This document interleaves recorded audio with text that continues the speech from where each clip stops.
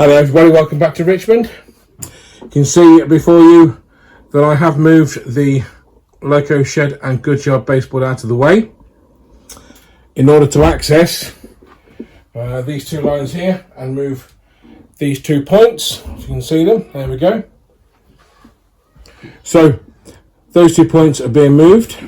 Let's just see if we can zoom in on them. So we've got the loco run round crossover here, pardon me, which is being moved here. So just to give a more prototypical sort of look, as those of you may remember that have been following the channel for a while, the loco run round crossover was originally here, but I moved it to create a bit more siding space here.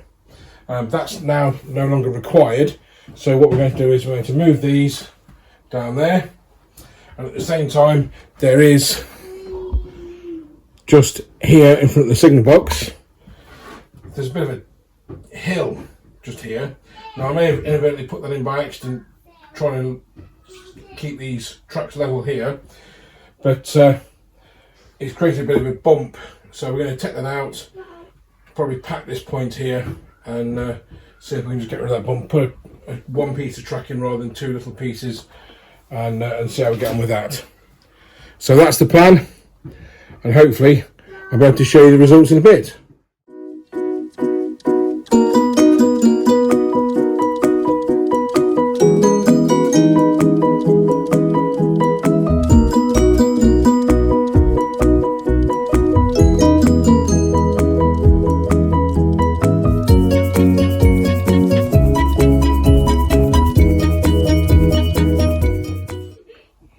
So that's the offending track moved.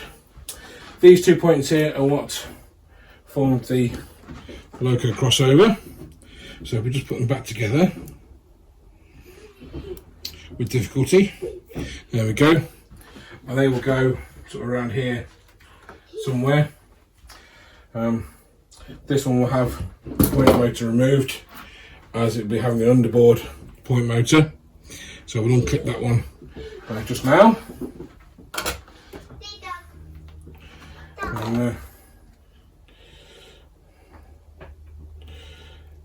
that's another spare point motor back in stock.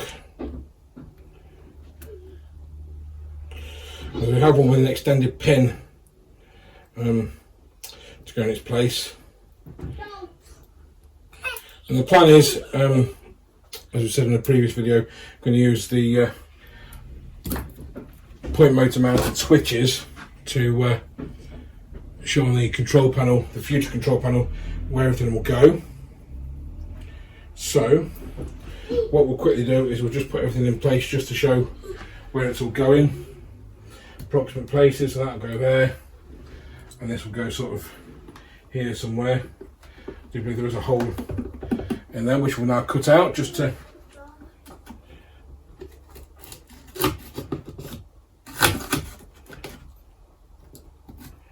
how big this hole is. Like I say, some of you may remember that the layout in its original guise had a point motor here, a point here. There was originally a 3-way point here, where I didn't have as much room before this piece was added. So let's just cut that piece out as well.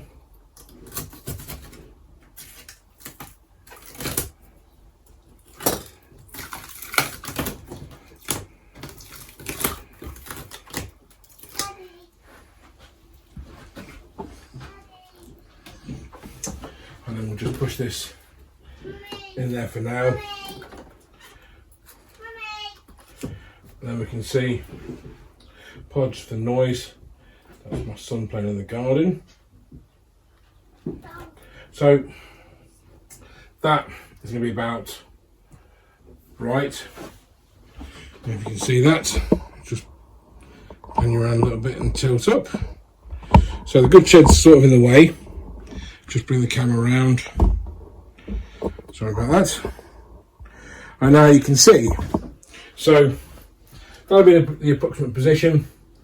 We just need to extend the siding and the other piece of track a little bit. there's no point cutting another dirty great hole there for. So yeah, I think originally the I was going to put it here and give it a little bit more room, but I didn't really like that. So if we have it just in this ready-made hole, and be slightly different to the original Richmond because the run round started outside the train shed. Although I think with that we'll probably just get away with it because there's only be locos running around, and I think that'll look pretty good. Try and have it as far sort of this way as we can, so as not to interfere too much with the point motor and that post. So hopefully in the next video you'll be able to see that I have made a bit of progress with this. I don't think I've got time for the rest of today, but we might have time tomorrow. So that's it for now. These holes here will be covered over with some card or brown paper or some thin card just to hide the holes, and then this one here, like I say, be tied up with a better piece of track between there and there. We'll take this one out as well, and then hopefully be able to run some trains again. Hello again. So it's the next day and we have let the copy deck secure, and we've removed the drawing pins from the new track, and all that remains now is just to test it. I did record a bit of video earlier, and as I was about to test it I discovered that I had a short circuit, thanks to me not using insulating fish plates here. To combat that, I've cut the rails. I'll cut the rail there. So now there's no short, and what we're going to do is we're going to send the V3 that you'll see in a moment through the station platform.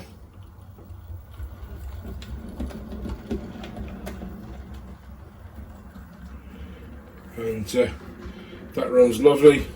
I was a bit worried about this joint here because there's no fish plates on there. I just had to line it up by eye. All is well so far. Just stop him there, and let's just change these points here and change these points down here.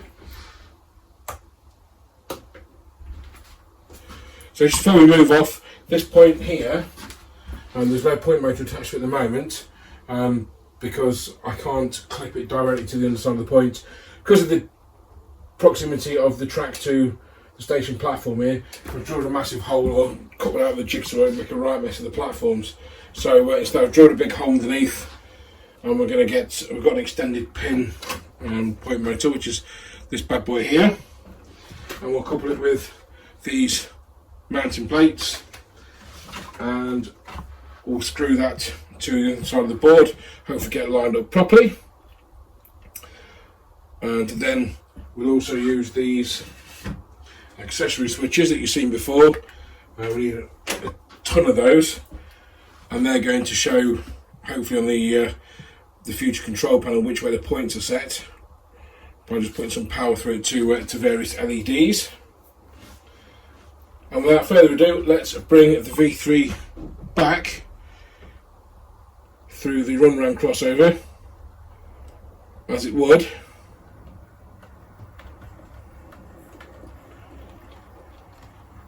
And if we just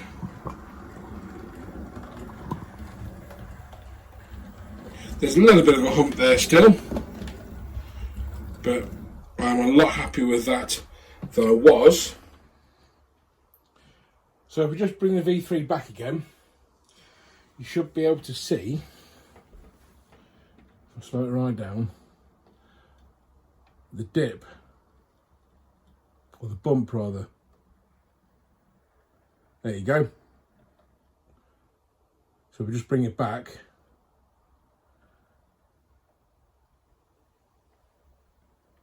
So it's barely noticeable. Obviously I know it's there because it's my layout and I'm showing you.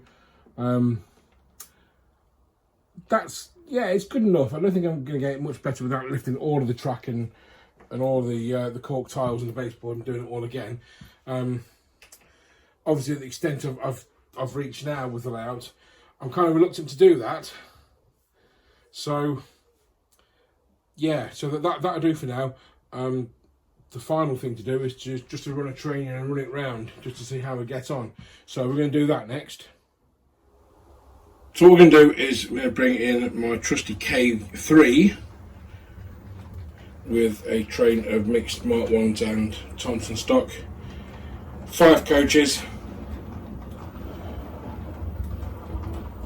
So I've not actually pre-tested this the track layout with the train yet. I've already done what you've just seen with the V3. So bring them at a characteristically low speed. So also don't forget we're heading on towards buffer stops. So what we'll do is we'll bring it down to a stand with all of the train on the platform. So there we go. So that's about the max for a train of mainline stock or corridor stock. So that's 5 coaches. So we've got 4 Mark 1s. We've got a Bachmann Mark 1 and 3 of the Hachette Your Model Village Mark 1s and a Bachmann Thompson coach. So you can see the K3 all the way down here. That is pretty much what it is at the buffer stops. So that just and so fits, which is fine. So let's just change these points here, this crossover. And what we're going to do is we're going to slowly just shunt back until we've cleared the fouling point for the run round crossover.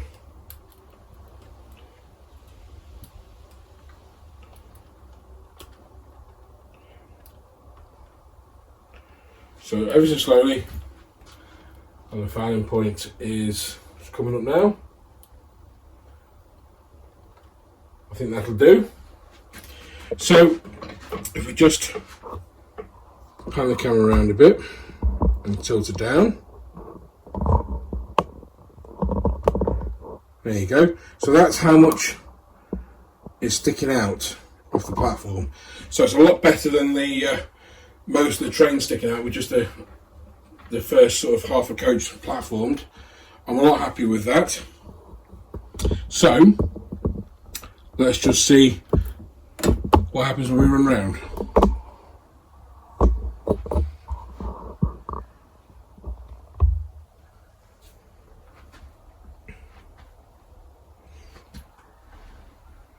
So we're going to use my little uncoupling gizmo because these are on tension locks at the moment, and we'll just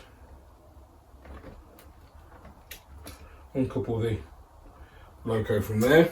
So when things are all sorted, there'll be a KD magnet pretty much where the where the tender and the first Mark 1 are situated, because obviously we're changing over to all KDs eventually.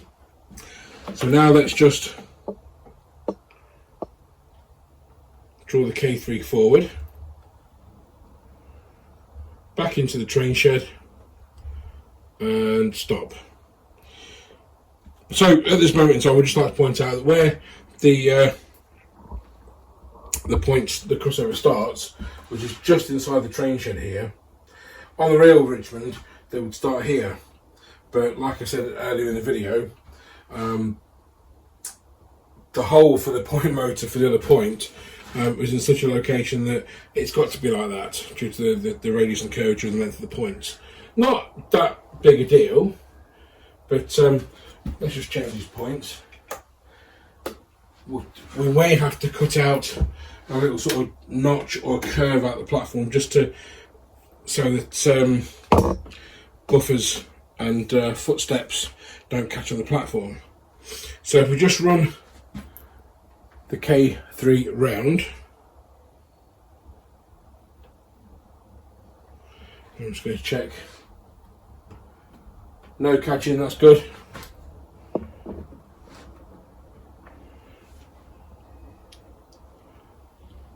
I'm actually quite impressed with that.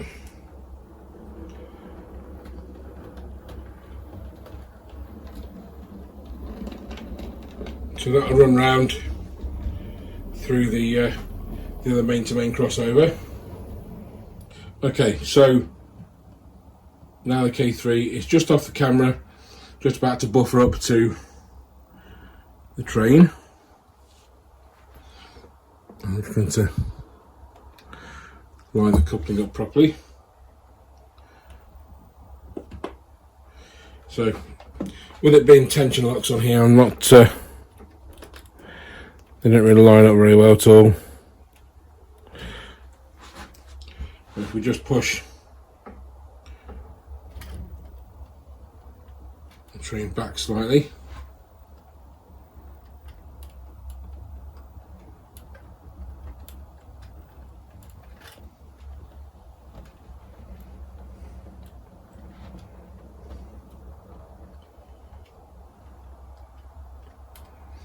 so keep an eye on it to the buffers,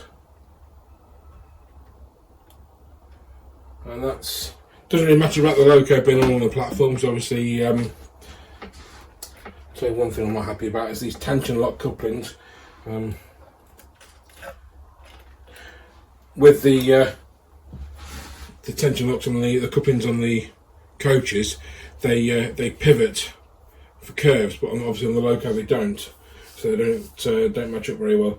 That won't happen so much when it's KDs, but it's only a tiny bit of curve on this. So if we just swing around and show you, so the back of the train was about there, where this curve point is. So the curvature on this curve point is quite gentle. Then it starts to curve a bit more severely around there. So that's kind of what we're after. So on the rail Richmond, as an aside, this wouldn't happen because the platform was of a sufficient length that even when the trains rolled in, the train could stop short of the fouling point, and then the loco would uncouple, draw forward, and then go back through the crossover without having to shut the trains out of the way. However, this was a common occurrence at other stations, so I'm told, where spaces at a premium for platform and other track work in the station area, so trains would have to be shunted out, loco run around, then back in. But not so much of a problem. That works, it does what I want it to, and it's a lot better than it was before. If you remember, before the run around crossover was here, so stuff had to shunt all the way back out to get the loco to run around. I'm very, very happy with that. It's worked. So and I hope you've learned from this video. You can take away from it whatever you want. And thank you for watching, and I hope to see you soon.